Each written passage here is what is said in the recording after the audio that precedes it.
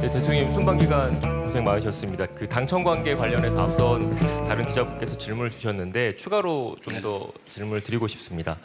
지방선거 이후에 국정 지지율이 하락세를 보이고 있다라는 일단 분석들이 좀 많이 나오고 있습니다. 이것과 관련해서 여당 지도부의 지방선거 전략 그리고 당청 관계와 연결지어서 보는 시선도 있는데 지방선거 이후 국정 지지율 하락세, 당청 관계 그리고 여당 지도부의 선거 전략에 대해서 어떻게 생각하시는지 여쭤보고 싶습니다.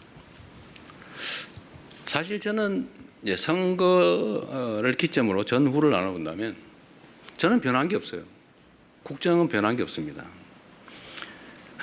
그냥 똑같이 진행되고 있죠. 끊임없이 열심히 노력하고 있고 뭐 작은아마 성과들이 있습니다.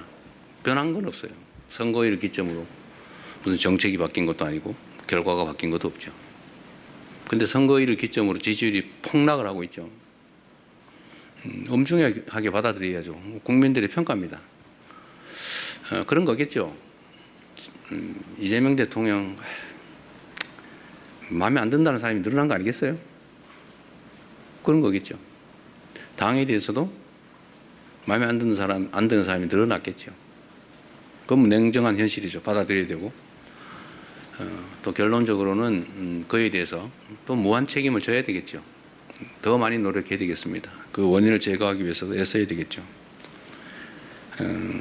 뭐 여러 가지 분석이 있겠지만 아마 제일 큰 거는 그럴 겁니다. 먹고 살기 힘들어 죽겠는데 뭘 가지고 싸우는 거야? 도대체 너네들의 그 다툼이라고 하는 게 우리의 삶과 뭔 상관이 있으며 우리가 맡긴 공적 업무와 무슨 상관이 있느냐 아닐까 하는 게 제 생각이에요. 각자에겐 중요한 일이겠지만 우리 국민들께서 보시기에는 화날 만하다 그런 생각이 듭니다. 최대한 빨리 이 상황을 정리할 수 있도록 노력해야 되겠죠. 그리고 이제 국민 여러분께도 실망하고 계신 국민 여러분께도 이 말씀을 좀 드리고 싶어요. 우리가 어떻게 하면 더 나은 상황에서 더 효율적으로 더 국민들을 위해서 국가를 위해서 주어진 원래의 책임을 잘할 수 있을까를 탐구하는 과정이다 라고 이해를 좀 해주시면 좋겠습니다. 최소한 저를 포함한 정부는 그래요.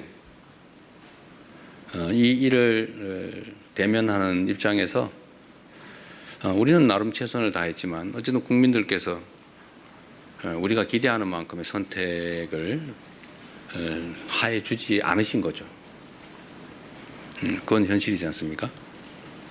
그래서 어쨌든 생기는 문제들, 논쟁도 있고 또 해석을 둘러싼 다툼도 있고 대책을 둘러싼 논쟁과 다툼도 또 있는 거죠.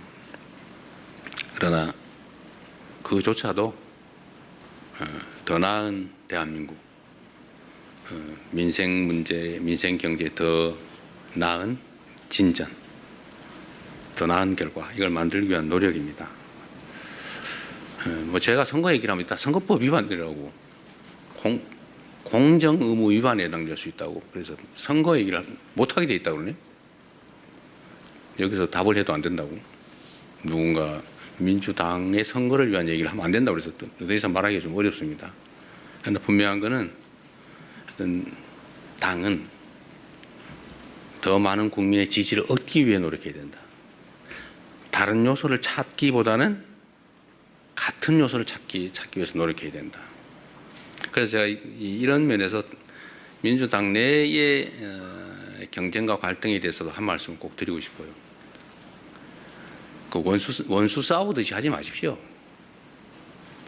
거기에 그 같은 입장에 있는 같은 진영이라고 하는 울타리 안에 있는 사람들끼리 경쟁을 하는 게 아니라 전쟁을 했어야 되겠습니까? 모욕하고 헐뜯고 없는 사실 만들어 가지고 공격하고 그러니까 또 억울하다고 또 이쪽이 또 뭐 그러고 왜 그렇게 합니까? 경쟁을 해야 됩니다. 경쟁을 합리적 경쟁을 있는 사실의 기초에서 논쟁하고 경쟁해야 됩니다. 없는 거 지어내지 마세요. 허수아비 전법이라고 없는 사실을 지어낸다면 거기다 막 공격하고 그래서 다른 옆에서 보는 사람이 저기 진짜 있나 봐. 이것도 하나의 테크닉이라고 생각하는지 모르지만 그거 그건 나쁜 짓이죠. 다시 서로 회복할 수 없어요. 나중에. 그건 전쟁이죠. 또 모욕하지 마세요.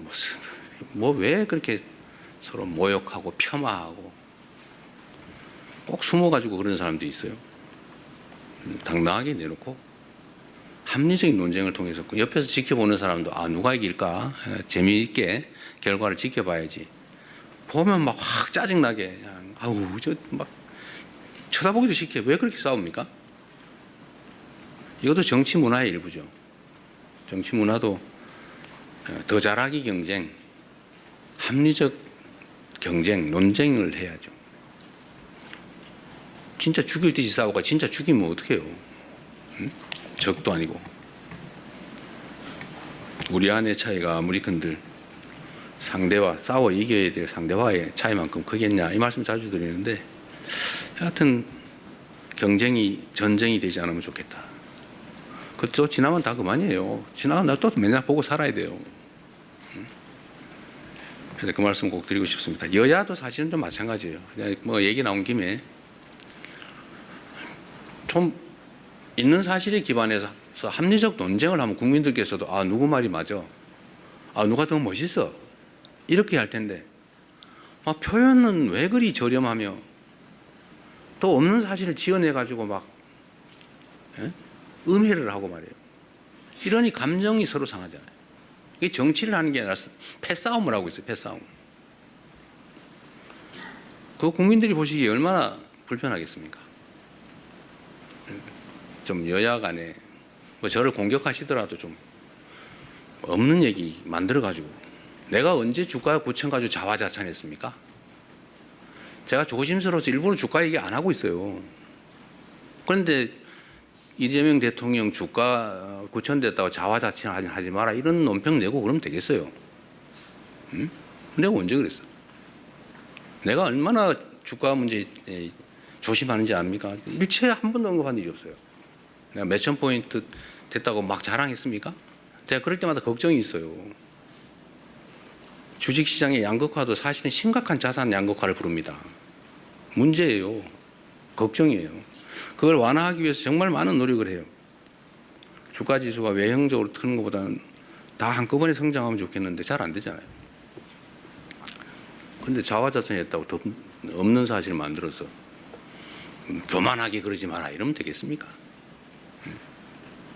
예를 들면 그래서 여야 간이든 당내든 정치적인 논쟁은 좀 전쟁이 아닌 경쟁이었으면 좋겠어요. 그 경쟁도 죽이기 경쟁이 아니고 네가 더 못하나 내가 더 못하나 이런 저열한 구태의 경쟁이 아니고 누가 더 잘하나 누가 더 합리적인가 누가 더 효율적인가를 국민이 보는 앞에서 논쟁할 수 있었으면 좋겠습니다.